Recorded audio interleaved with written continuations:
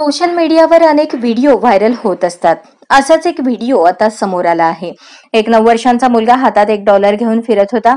त्याने एका व्यक्तीला पाहिलं. मुलाला वाटलं की हा व्यक्ती बेघर आणि गरीब आहे. मुलाला त्या व्यक्तीची दया आली आणि त्याने त्या व्यक्तीला आपल्याकडे असलेले सर्व पैसे म्हणजेच $1 दिला. पण गंमत अशी की मुलगा ज्या व्यक्तीला बेघर समजला ती व्यक्ती प्रत्यक्षात अब्जाधीश आहे. केल्विन एलिस ज्युनियर असं या मुलाचं नाव आहे. तो अमेरिकेत राहतो. गेल्या महिन्यात तो रस्त्यावर एका व्यावसायिकाला धडकला. तो एका कॉफी शॉपच्या बाहेर उभा होता. त्याने पायजमा घातला होता. सूट बूट नव्हते. मग तो लहान मुलगा त्याच्याकडे आला.